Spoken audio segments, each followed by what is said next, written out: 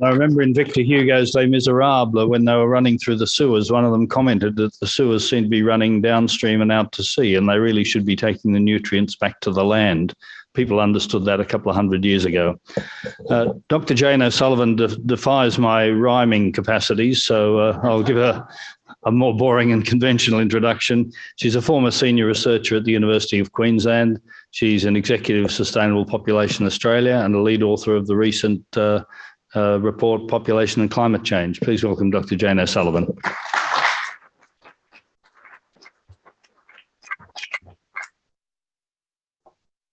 Thanks very much, Ian, and hello, everyone. My job today is to bookend Jenny's comments at the beginning of our conference and remind us of why Sustainable Population Australia is running this conference. And sustainable agriculture is centrally about feeding humanity, all of us globally. And Australia is very much part of that globalised food system. So this conference so far has talked mostly about how we can better manage the Australian landscape, which is vitally important, and quite a bit about sequestering carbon, which is also vitally important. But we've barely mentioned how we contribute to feeding the world. Australia exports enough grain, well, produces enough grain for about 60 million people, and that contributes significantly to stabilising the world price for grain, which helps to secure food security for many people who depend on imported grain. It doesn't seem like a big contribution to the global supply, but nevertheless, if our population continued to increase and we could no longer afford to export grain, that would have an impact on global food security. So it's an interesting ethical question that I was actually discussing a little bit with Nicole yesterday as to whether we should feel obliged to intensify our food production to meet global demand, or whether we can just do what's best for our own ecology and let Africans starve. Whichever position you take on that, you have to be prepared for the geopolitical reality of holding that line. There's a lot of reluctance to use the word overpopulation because it sounds like you hate people or you want to kill people off. But I think it's important for framing our approach to ecology that we acknowledge overpopulation. Overpopulation is when adding more people compounds our problems.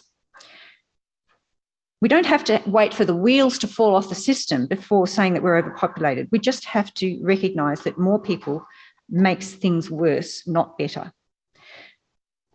But what fascinates me is that even when the wheels do fall off, we find ways of convincing ourselves that it has nothing to do with the number of people. There's always another proximal cause, but addressing those causes only shifts the stress point to somewhere else without fixing the underlying problem. When we see thousands or millions of climate change refugees, remember that they are mostly refugees from overpopulation. Just last year, we had what the World Food Programme claimed was the world's first climate change famine in Madagascar. But Madagascar's rainfall has changed relatively little due to climate change, but there are 7 Madagascans for every one that was there in 1950. And the World Food Programme didn't even mention that.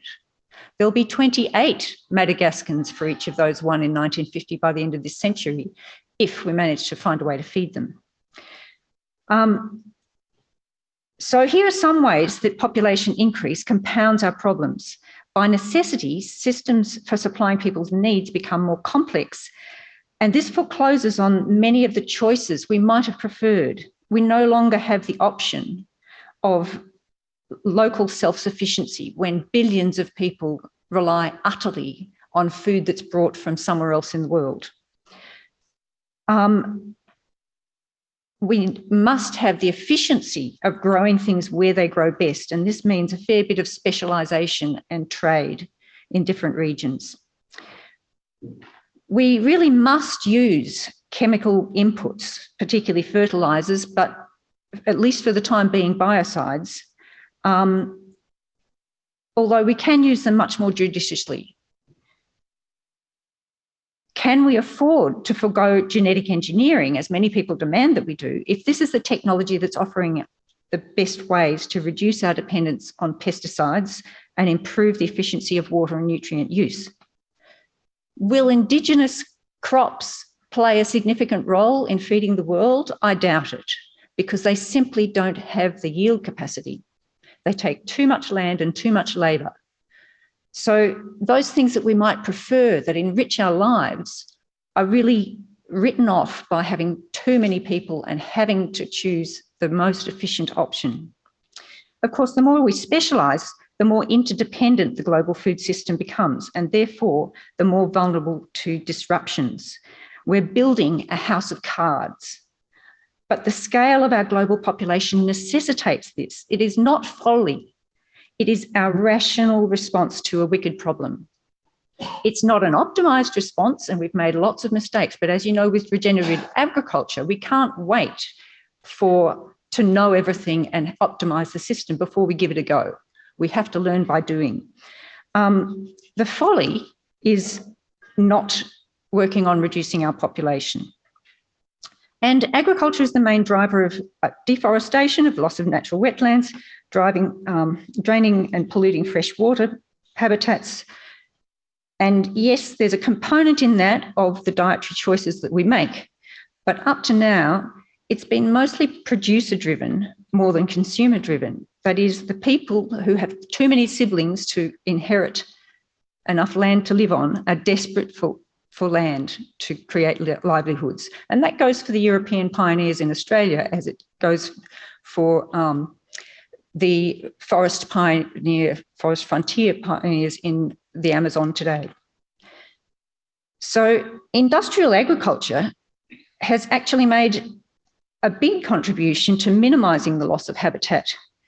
The doubling of the world's population since 1970 has only corresponded to around 11% increase in the area of land that has been cropped. And the rest has been achieved by increasing yields. So people like to say that the Malthusians like Paul Ehrlich were proved wrong by the Green Revolution, and they have faith that if we did this once, we can always pull another Green Revolution out of the hat. But those techno-fixes generate their own problems.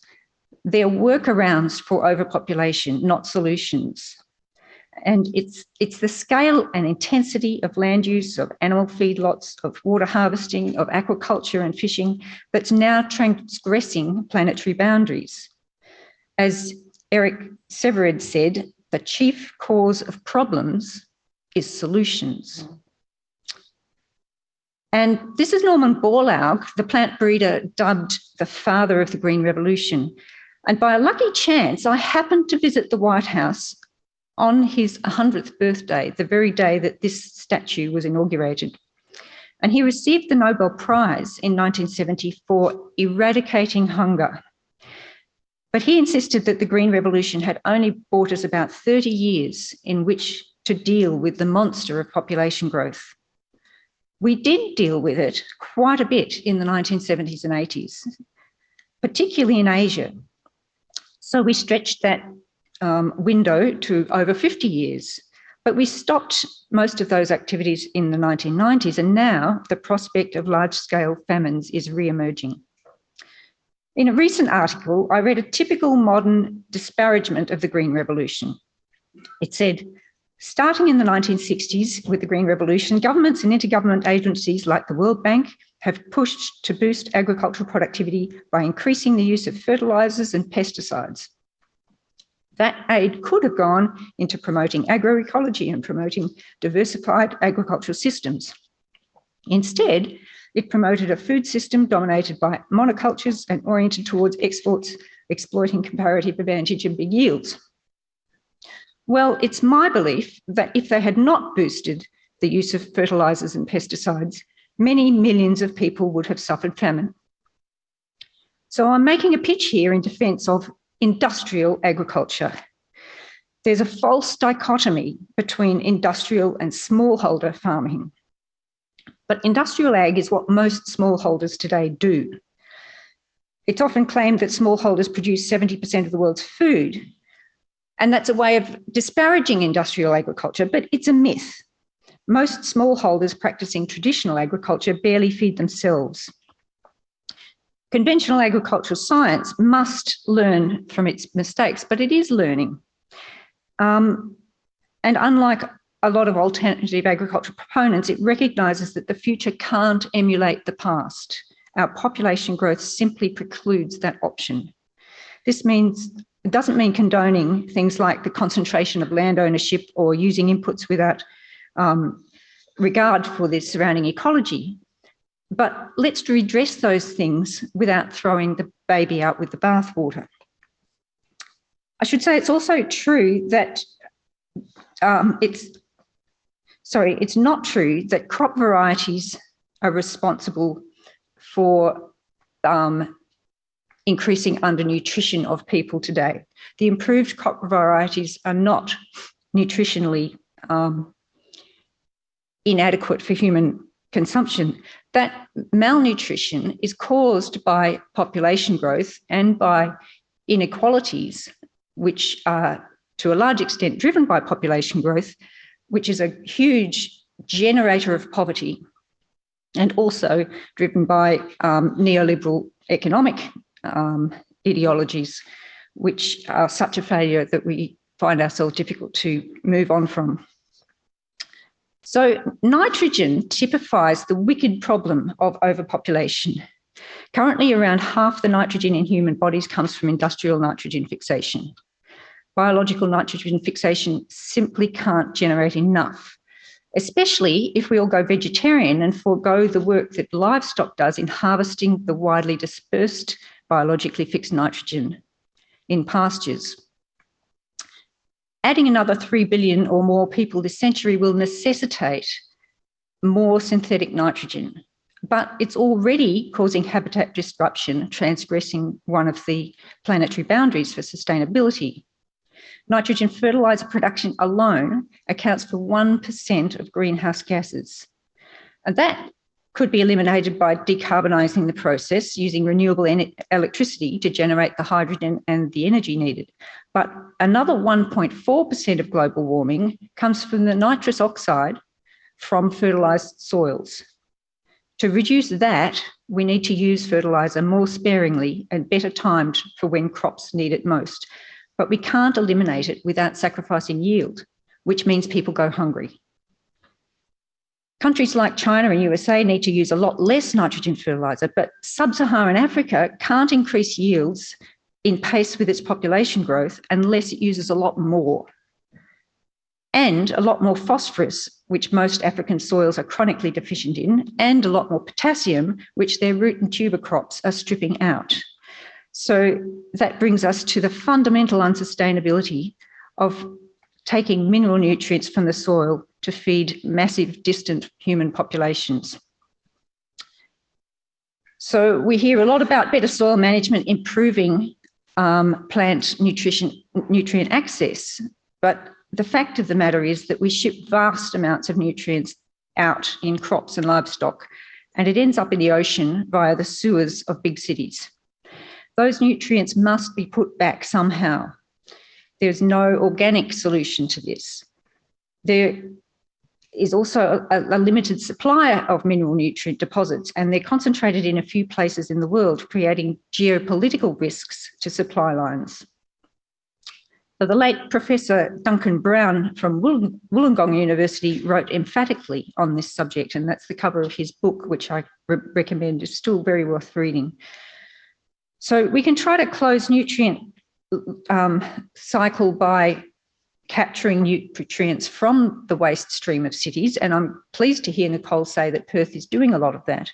But I think Perth is doing it because water is so precious to them, and I don't know how that we make nutrients sufficiently precious to motivate that sort of activity, which requires a huge and expensive redesigning of the plumbing of our cities. And the huge geographic separation between megacities in the world and where their food comes from limits the capacity for a sewage to paddock closing of the cycle.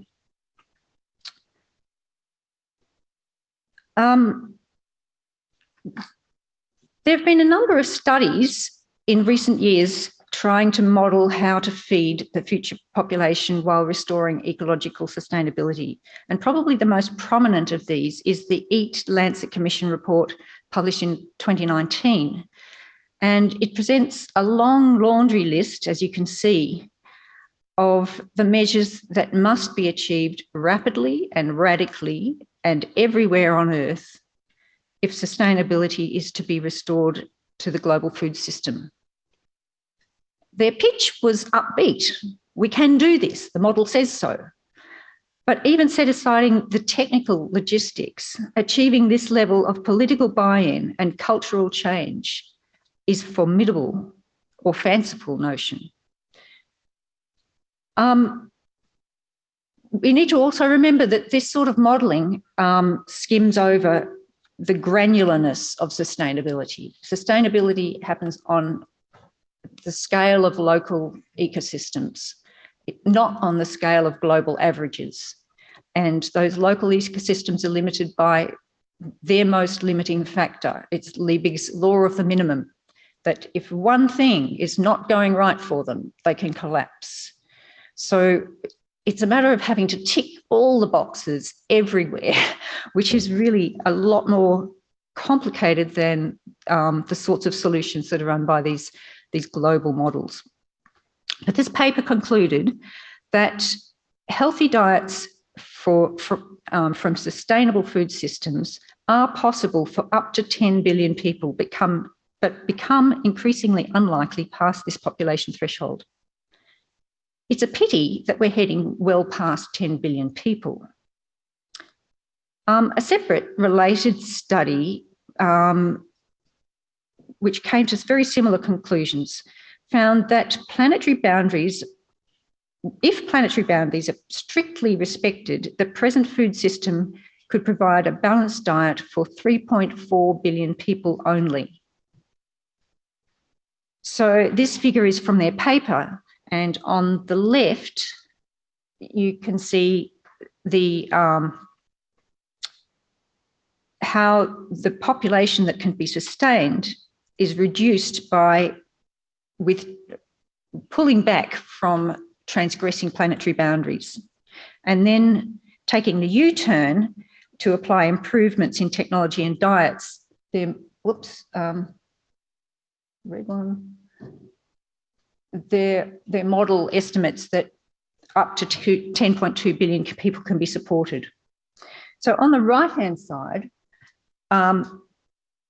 the chart shows global population projections that were generated by the IAASA as part of the IPCC's climate change response modelling. And it shows that there's no way we could sustainably feed any of these population outcomes without substantially improving on the status quo with respect to both production methods and consumption patterns for food. But if the future population follows the SSP3 projection, the yellow one at the top, even these best case techno fixes won't be enough. Unfortunately, SSP3 is the closest to the path that we're on. There's actually been a bit of an argument brewing between the UN's population team and the IAASA because the latter project much less future population growth than the UN. But neither of them have attempted to project what difference it would make if family planning programs were properly resourced and promoted as they were in the 1970s. And I had a go at doing this a few years ago, and I found that under a business as usual scenario, we're likely to exceed the UN's median projection and be heading above 12 billion people by the end of the century, unless many of them starve or kill each other, which is the main thing we're trying to avoid. But if high fertility countries adopted family planning programs and were only as successful as the average of the countries who did this in the 1970s and 80s, then it would be technically possible to achieve something near the UN's low projection or the IAASA's SSP1 projection. And this low outcome is completely fanciful if we continue to pretend that rapid fertility decline will happen without promoting small families. That means that feeding the world sustainably is also completely fanciful unless we're proactive about reducing birth rates. So one thing to notice about this chart is that bending the curve on population takes a while to have a big impact. By 2050, the difference is pretty modest. And that means that the modelling that focuses on what we can achieve by 2050 tends to downplay population as a factor that will make a difference. But it's what we do about population in this decade that will have massive impact on our prospects in the second half of the century when the population curves really start to diverge. So all of these models assume a stable baseline on which we can improve, but there's mounting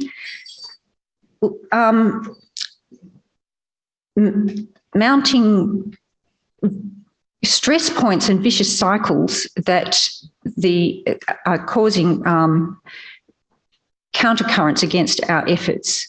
So if sequestering carbon into soils is a big part of our aspiration, it will be challenged by the increases in soil erosion and caused by drought or fires and torrential rain. So all of these things are massing against us. And I'll skip over this slide, which is really just showing that the food price index is closely related to incidences of violent conflict around the world triggered by food riots. And the Arab Spring was one example. So even more worrying than these vicious cycles is single acute events that can destabilise the whole system. And an El Nino shock could cause this sort of trigger in global food prices, creating a great deal of unrest. So one of the scenarios that this report by Lloyd's came up with was if Russia invades Ukraine in response to an El Nino event. So that's really the situation we're facing right now, in that Russia and the Ukraine provide a quarter of the wheat that is traded on the global system. And it's not just that much of that wheat might not be able to arrive, but if Ukraine doesn't plant wheat this spring, that's 10% of the world's wheat is not going to arrive by the end of this year. There was an upbeat article in the Atlantic that said this could be good for African farmers because high world food prices will stimulate them to use better technology and be more productive. But in this case, it's the inputs to farming, particularly fertilizer prices, that are also going through the roof. Russia and Belarus sell 40% of the world's potassium, for instance. So do I have time to run a 1-minute video? Yes. So this is how the geopolitical strategist Peter Zen did. I'm not sure how I can trigger the video on this. Oh, it's going. Not sure if we can hear it though. Estimated the number 5 exporter of wheat.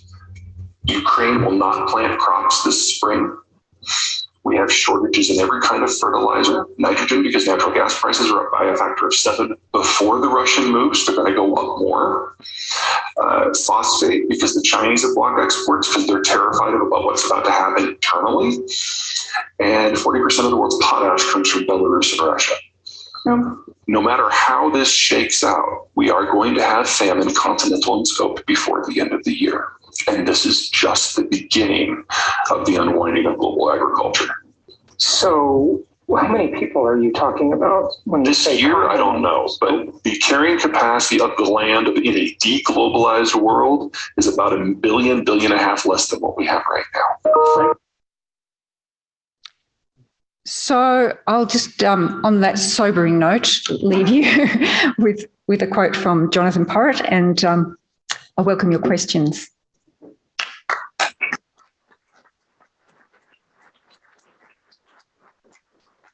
One quick question. Indonesian Ibu Trimumpuni has worked with Ibu mothers to make a difference because the bapak, the fathers, go and have a second wife, third wife if they can afford it. So we were talking earlier about raising the awareness of women in terms of population control, as it were, in Indonesia. So how do we then, like, for example, BlackBerry in those days now with more advanced smartphones, like Facebook and everything else in terms of social media, raise other women's awareness around this in terms of, like you said about the Ukraine and everything. What's his name saying, I hope the Russians love their children too. Clearly, we need to get your message and everyone else's message out there. Obviously, this is all being edited and so on. I'm just thinking, how do we get it down to bite-sized chunks so that somebody who is largely illiterate or, in Indonesian language, Bahasa Indonesia, whatever, that we don't need death by PowerPoint. We need something that's intelligible to the average woman that's become a mother or a second or third wife or whatever, that actually makes this more of a movement globally. Yeah, we know how to do that. We've been doing it well for decades and we're finding all sorts of innovative ways to do it, but we are not acknowledging the need to do it. So it's as if we are not allowed to tell people that having smaller families will benefit them. There's this pretense that merely providing women with access to contraception will trigger some instinct in them to want small families. Well, the women in those high fertility countries now want big families. If you ask them, they want 9 or 10. You have to change the cultural norm in order to get birth rates down, not just provide family planning. So that involves actually having conversations in all sorts of contexts through trusted people, whether it's religious leaders or TV personalities or whatever, that make people realise that it is their choice about not getting pregnant. It is their choice to do what is best for their children by choosing to have fewer children. That's not something that is really part of their cultural thinking because they didn't have a means of controlling fertility in the past. So these things are really well known in the family planning community. It's just that family planning has become a taboo. That, family planning has been relabelled as just making sure that health centres don't run out of condoms. Whereas in the 70s, it was about having big national conversations and door-to-door services that made people aware that small families was going to allow the country to develop, allow their family to do well economically and be secure. And when you have those conversations with people, they get it.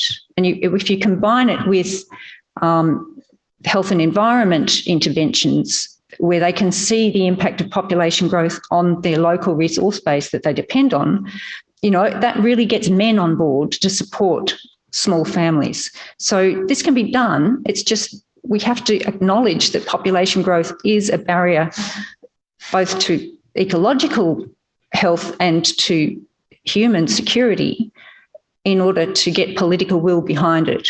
And it costs. It's a negative cost. It immediately saves more money in the health system than it costs. So cost is not a barrier. It's political will is the barrier.